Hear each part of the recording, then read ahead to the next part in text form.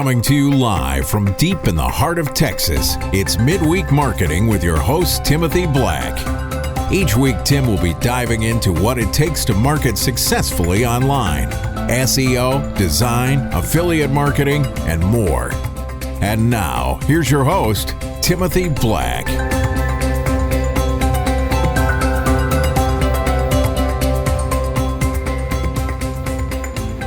Hello and welcome to episode 3 of Midweek Marketing.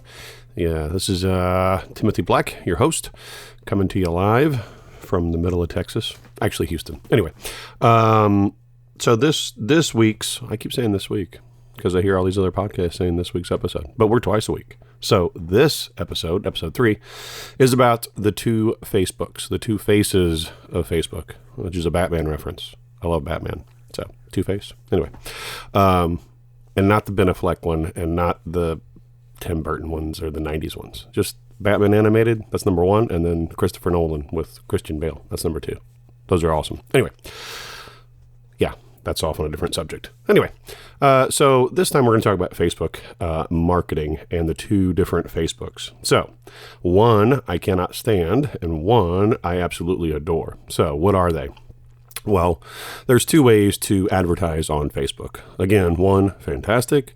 One is not. And it's a waste of money and it's a waste of time. So, for all the greatness of Facebook, and people spend way more time on there than they admit, and they waste a lot of time on there, but it's a great way to go and find your audience. And whether that is reinforcing to the audience that already knows you or finding new people, like finding leads. Facebook is awesome for doing that. But what Facebook is not awesome at is getting your content pushed to and published to or seen by your audience. What I mean by that is for like years and years and years, well, maybe not that many, for several years, Facebook, blew up in whatever, 08, 09. I mean, I know it was around longer than that, but it really went mainstream like 08, 09, 2010, somewhere in there. It really blew up and, grandmothers got on there. It wasn't just college kids. And that's when it really went like to 1 billion instead of, 20 million. So 1 billion people still, that's kind of the number of people that use it. It is the number 1 or 2 site in the world still. Google and Facebook bounce back and forth depending on the day. So Facebook is massive. Don't discount it for your advertising and for your marketing. So, and this is, you can use this, like I said, remember the 3 ways to make money. You can do it yourself for your own products. You can push it to people's affiliate sites. If you're good at that, you can find people who like marketing and push it to marketing products and make money on that, on the sales, or you can set this up for other people. And this is really good. I highly recommend setting up Facebook lead generation and advertising for clients because it's a little complicated. And if you learn it, actually, you don't even need to learn it. You can outsource it, but we'll get to that later.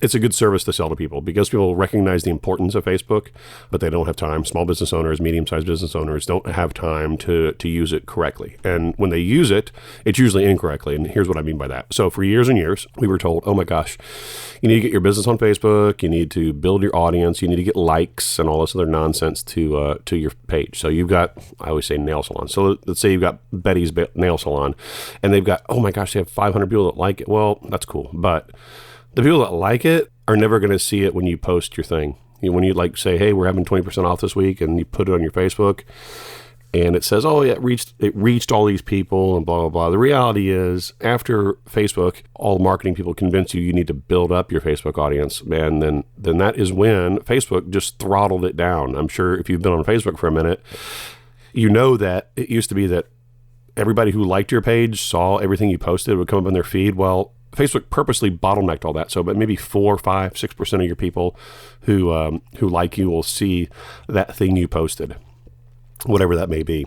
So, say you got 500, so you might have 20, 25 people that see it, whatever you posted that day. You're missing out on a huge percentage. Now, when you do that, sometimes it'll say, oh, the reach was this. Well, that means that somebody who liked it, one of their friends saw that they liked it. So that could be somebody living in Saskatchewan and you're in Atlanta. It doesn't matter. But they always say the reach because it has these concentric circles. So, Bob liked your nail salon. Well, Bob's friend saw in his feed that Bob liked your nail salon. Well, that's useless because that guy in Saskatchewan is not going to come to your nail shop or whatever your local business is. So So that is the bad part of Facebook. And then the other thing they try to get you with is to, hey, you know what? Let's boost your post. Let's spend $5 or $10 and we can really reach out and get more people. Well, again, that's nonsense because you're boosting your post to people who already know who you are. Not great. And then their friends and, oh my gosh, we reached like 3,000 people. Well, whatever. Like I said, those people are all over the world. They might not be interested in your services. It doesn't matter. It's don't do it. That's the one Facebook. That's the bad Facebook. The good Facebook is actually setting up proper Facebook ads. This is what I do for people all the time, and it works gangbusters. Like if you actually spent $20 boosting a post to people who already know who you are, I guarantee you, if you spent $20 to a new audience that doesn't know you, you would get way more response. And so what I mean by that is you need to go in and set up a Facebook ad account for yourself or for other clients. We'll get into this more lately, but I'm just letting you know that the other Facebook, the good Facebook, which is, marketing to people who don't know who you are. So what I mean by that is, let's say, I'll give you an example. We had a pizza shop for a client for a while, and they had 2 shops in a certain part of town, and we just turned on their ads.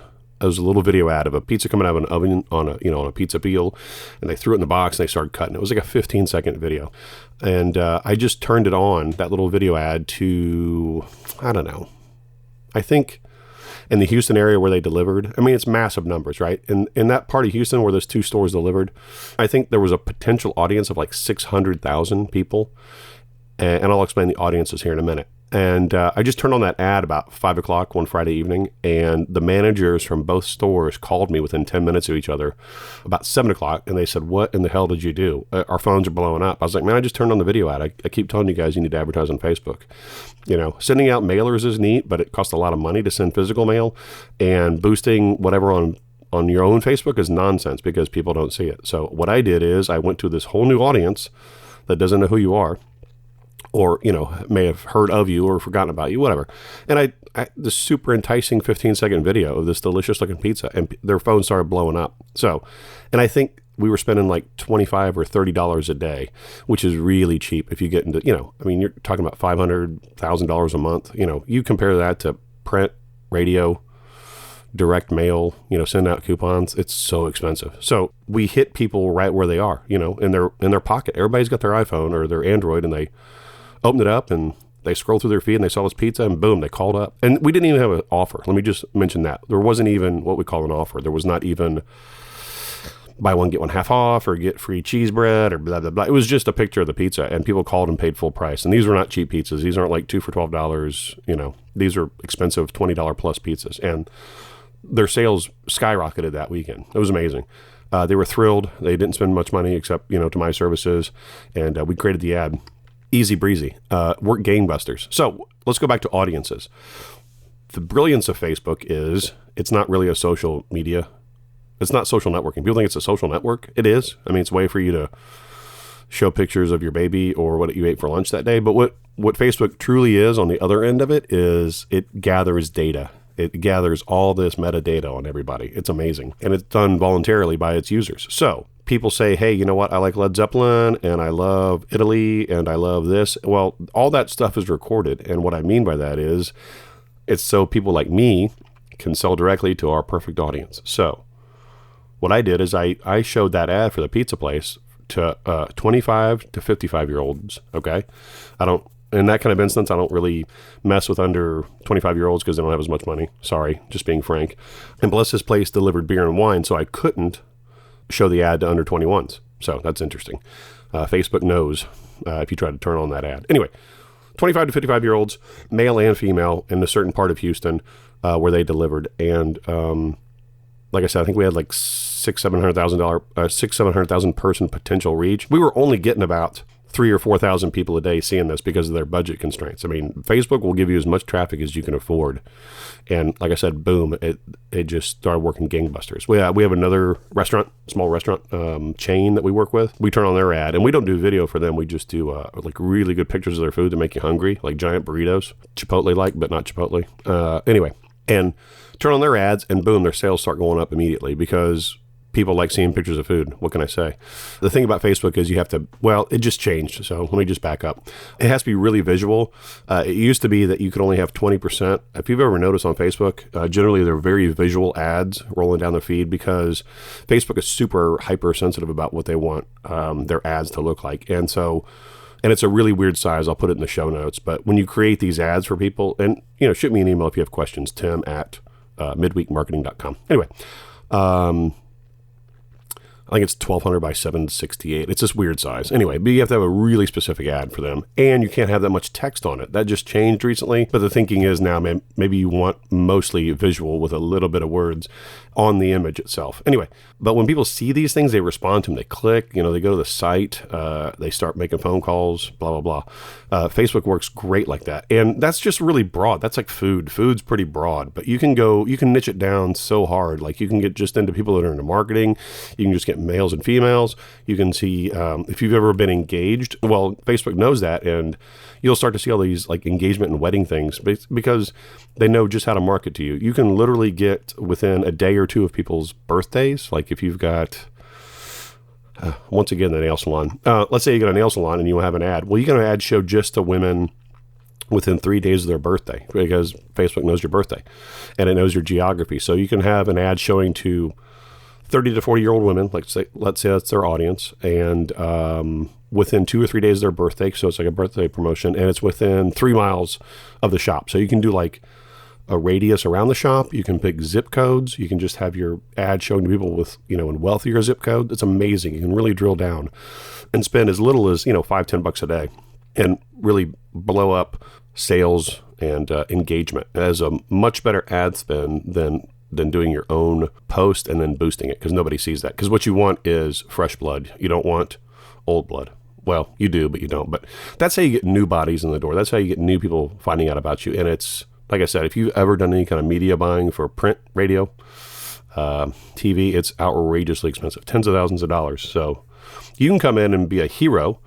And again, I'm looking at this as the third approach. Remember the 3 ways to make money. Your own stuff, selling other people's stuff and getting a piece of it, or doing this for other people. So this is number 3, doing it for other people. If you actually went in and could sell the service for, $500 a month, you make the ads, or you get them made and you manage it for them. And then, you charge them for the ads too. You don't include the ad spend on that. We'll get to more of that as we move forward, but this is a great service to sell. You get 3 or 4 or 5 people, clients like this, you talk about an income replacer instantly and you become their Facebook expert. Again, this is not really social media management. This is like lead generation, getting new bodies, new blood in the door. So it's a great way to make money. Anyway, that's pillar number 3 for this episode. So far, we've gone over episode 1 was about the 3 ways to make money with online marketing. Number 2 was the king, and that is email. And number 3, this is episode 3. This is the 2 faces of Facebook. So with that, we're right at 13 minutes. Perfect. I always want to keep these under 15 minutes if I can. This is Timothy Black. Shoot me an email, tim@midweekmarketing.com. And I don't think I've plugged our site, but my wife and I have a marketing company, so it's merchantandblack.com. If you want to go check that out, you can see a picture of my pretty wife and my goofy self and some of our clients and stuff. But this is what we do, so this is why I know what I'm talking about. I can tell you how to do what we do. So, and that's mostly for our clients. So we do the marketing, SEO, and design of websites for other people. So that is it. Go to midweekmarketing.com. Put in your email. Never miss an episode. I will let you know when a new one airs. I'll give you tips and tricks and all that kind of stuff too, just for my email subscribers. And be sure to go subscribe, leave us a review on iTunes or whatever your preference is. I think we're going to try to get this up on SoundCloud and Stitcher and Google. There's a bunch of them. Anyway, but iTunes is still the king. Anyway, that is it. Timothy Black, thank you. I will see you on the next episode. Thanks for tuning in to Midweek Marketing. Come back every Tuesday and Thursday for new episodes. And be sure to subscribe at iTunes and sign up at midweekmarketing.com to get exclusive content and tips. And check us out at facebook.com/midweekmarketing.